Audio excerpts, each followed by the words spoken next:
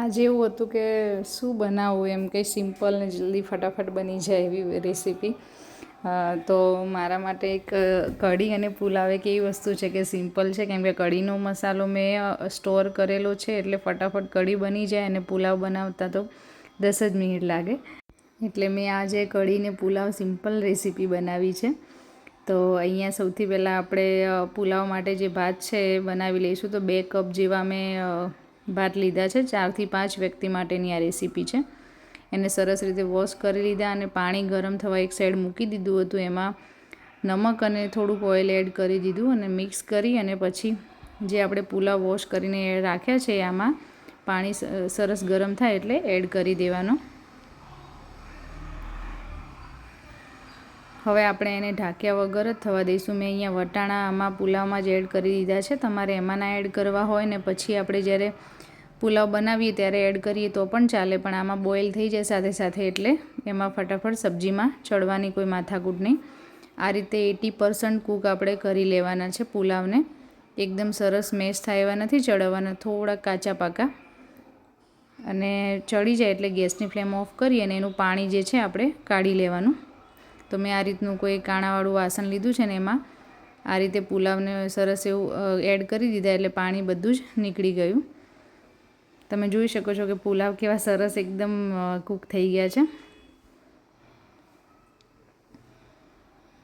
તો હવે આપણે બનાવીશું કઢી. કઢી એકદમ મારી જોડે મસાલો સ્ટોર છે એટલે એકદમ ફટાફટ બની જાય છે. તો મેં અહીંયા છાશમાં આ રીતે મસાલો 1 મોટી ચમચી જેવો એડ કર્યો છે અને 2 નાની ચમચી ચણાનો લોટ એડ કર્યો છે. તમે જો રેસીપી તમારે એની જોવી હોય મસાલાની, કઢીના મસાલા માટેની, તો હું ડિસ્ક્રિપ્શનમાં આપી દઈશ, એની લિંક તમે જોઈ શકો છો.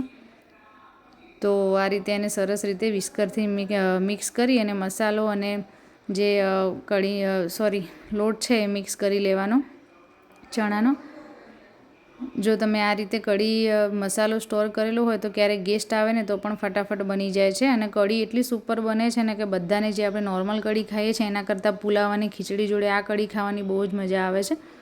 તો આ રીતે મિક્સ કરી અને પછી કોઈ જે કઢીના વાસણમાં આપણે કઢી બનાવવાના હોય એમાં એડ કરી અને પછી જે છાશ જેટલી ખાટી હોય એ પ્રમાણે એમાં પાણી એડ કરી દેવાનું અને ખાલી ટેસ્ટ બેલેન્સ થાય એટલો ગોળ એડ કરવાનો. બીજો બધા જ મસાલા આપણે આ જે મસાલો બનાવીએ છીએ એમાં એડ કરેલો જ હોય છે, એટલે આપણે કશું જ એડ કરવાનું નથી. આ રીતે સરસ એવો કઢી ઉકળી જાય એટલે પછી આપણે એમાં ખાલી વઘાર જ કરવાનો રહે છે. તો મિત્રો, શિયાળો આવે તો જરૂરથી તમે આ રીતનો મસાલો સ્ટોર કરી જ દેજો. એટલે કે ગેસ્ટ આવે કે ક્યારેક આપણને કઢી પુલાવ ખીચડી કઢી ખાવાની ઈચ્છા થાય ત્યારે ફટાફટ આ રીતે બની જાય. તો એને વઘાર કરવા માટે એક વઘારિયામાં તેલ ગરમ થાય એટલે રાઈ, જીરું અને હિંગ એડ કરીને લીમડાના પાન એડ કરી દેવાના. વઘાર પણ એકદમ સિમ્પલ જ છે અને એને આ રીતે એમાં એડ કરી અને વઘાર કરી લેવાનો. તમે જોઈ શકો છો કે કઢી કેવી સરસ લુકમાં પણ સરસ બને છે અને ટેસ્ટ તો જવા જ દો કે તમને એકલી પણ પીવાની ઈચ્છા થાય. તમે સૂપની જેમ પણ એને બનાવીને પીવો ને શિયાળામાં તો પણ તમને બહુ જ મજા આવે. જો શિયાળો હોય તો તમારે મસાલો સ્ટોર કરવાની જરૂર ના પડે. એને તમે તાજો બનાવીને પણ આ રીતે કઢી બનાવી શકો. તો એને ધાણાથી ખાલી ગાર્નિશ કરી લીધી છે અને હવે આપણે બનાવીશું પુલાવ. પુલાવ માટે મેં અહીંયા લીલી ડુંગળી, કેપ્સિકમ, ગાજર, ટામેટું અને લીલા મરચાં લીધેલા છે. વટાણા આપણે ભાતમાં જ એડ કરી દીધા હતા.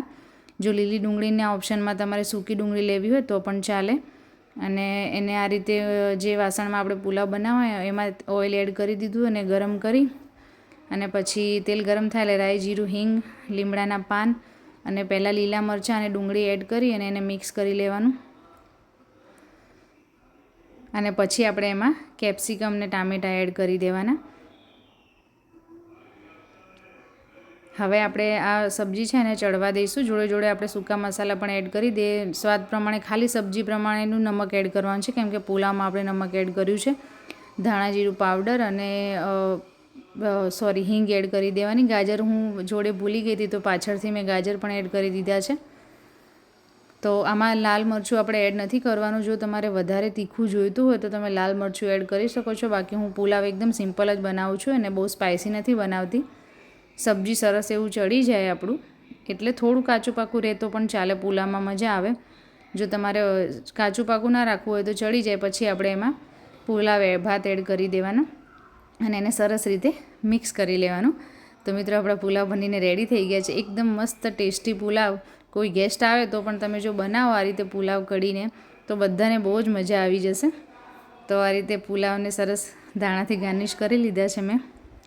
ચલો હવે સર્વ કરી લઈએ. તો મેં પ્લેટમાં પહેલેથી જ પુલાવ સર્વ કરી લીધા છે, કઢી અને જોડે સરસ એવા પાપડ અને પ્યાજ. ખાવાની કંઈક ઓર જ મજા આવી જાય. જો તમને મારી રેસીપી પસંદ આવી હોય તો મારી ચેનલને સબસ્ક્રાઈબ કરવાનું ભૂલતા નહીં અને લાઇક અને શેર જરૂર કરજો. આપણે મળીશું નવા વિડીયો સાથે. બાય.